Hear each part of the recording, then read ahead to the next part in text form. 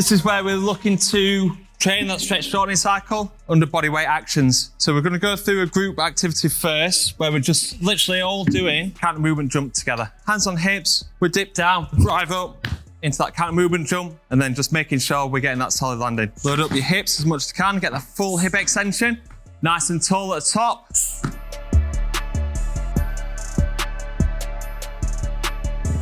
Dip, drive, and then we're landing. Get that full hip extension. Whoa, we need to get the output sports. I need to see how high your counter movement jump is. Okay, yeah, let's go for it, yeah? Dip and drive. 66.3, whoa! Let's go for it again, dip and drive, let's go. 66.6 is getting higher. With boxers, they struggle obviously with being able to express force and then absorb force. So repeated counter movement jump is overloading that eccentric a little bit more, but as we go on, if we're doing 5 or 6 repetitions, we're going to end up fatiguing towards the end. Fatigue towards the end, that jump height is going to be compromised, so we're not optimizing the adaptation that we're targeting. So I like to do repeated counter movement jumps to start off with, just doing 1-2s, yeah?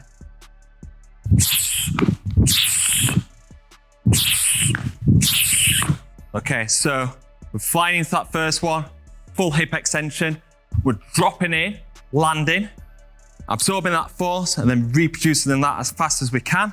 And we're only doing 2 reps at a time. Have a little rest, and then go again.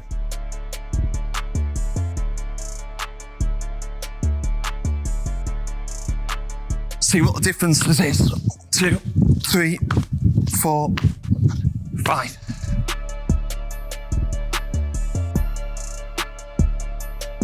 Repeat counter movement jumps. Off we go. 1, 2, 3, 4. Okay, so we saw a lot of variation there. What we'll do now, we'll do that as clusters. So 1, 2, just make sure that you're controlling that eccentric and firing back up, yeah? Just do 2, rest, 2, rest. 1, 2, good. 50.7, the last one. Drive, drive, good. Okay, you did a little bit too much there. So like you did 3 reps there and you finished on 39.2. The data is a lot more stable when you're splitting it up into clusters. With depth jumps, what we're looking to do is go above 10% of an athlete's jump height. We're dropping down and then driving up using that arm swing. Challenge is there to drop down, control that position, and then reproduce that force. Good. So you can just literally get on side on, get a slow motion, and see whether they're beating the box height. If they're wanting to match their jump height, and they're matching jump height with the box, probably in them last few jumps, probably a little bit below the box. So then that's a little bit behind. So that's an exercise for you to actually work on. We've seen there that from 60 centimeters, it's not going to take too much out of your jump height if you're working with a strong and explosive athlete. Broad jumps are a good exercise to use because it creates some speed and intent and can transfer into sprinting. We know that sprinting is important for our conditioning. The faster that we can sprint, the fitter that we can become in terms of doing our repeated sprint training, etc. But in terms of like, right, I'm going to make a strong and powerful athlete, for boxing, I'm more focused on vertical impulse because we know that vertical impulse transfers into the punching action. So with broad jumps, one of the limitations is when we try and go for a long broad jump, boxers quite need dominant. When they're coming forward into that jump and they're landing, they often go with the knees going over toes, or they're landing and going forward, not being able to deal with that momentum. So if I'm getting them to land in a proper power position, land safely and effectively, that looks better when I'm landing, but what did the jump look like? Not as much power.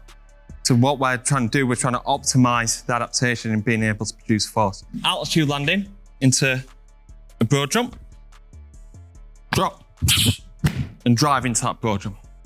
So we're getting some vertical impulse here because we're having to create some braking forces, but because we're having to deal with more eccentric, it's then going to be more challenging for me to create concentric action, so having to produce more power. But because it's more challenging, I'm not going to be able to get as much distance. Because I'm reducing that distance, that's going to reduce that momentum, which is going to help me land better. Drop it, driving, and I'm landing in a much better position. Bloody hell. We're gonna go with the band. So round your hips, drop in and drive. Good. So you're not getting as much distance, but does it feel harder? Yeah? So not only are we getting more acceleration through the hips here, but it's also reducing that distance, and that's then helping him land in a safer position, yeah? Drop and then drive, good. Drop and then drive, good, well done. Load of jumps, a couple of variations for you. Just a standard dumbbell counter movement jump, where we're dropping in and driving. Main thing here is to keep these arms rigid all the way through. Not only when we go down, to maintain that postural stability, but to also, on the way up, not be shrugging. Keep the arms still, so most of the momentum is happening from the lower body. Drop, where we can go into stamp, overloading that eccentric, and also we've got repeated counter movement jumps. I wouldn't do 5 counter movement jumps because we can see even body weight, our height is declining, so you can do jumps, just do it in clusters. And then we've got the eccentric jumps. So this is where we're actually overloading the eccentric, we're releasing the weight, and then optimizing concentric action. So what this does is acts like a little bit like a catapult. So you're dropping them right at the end, and we're not pausing as well. We transition quite quickly. My favorite way to do it is doing banded variations.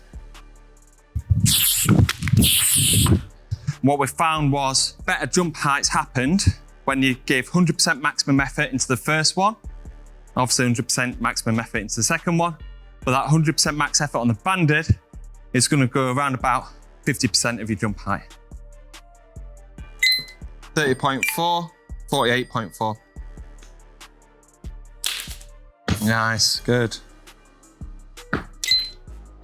13.4, 39.6, so you need to put on 10 centimeters onto that first jump. So 16.6, 54.7.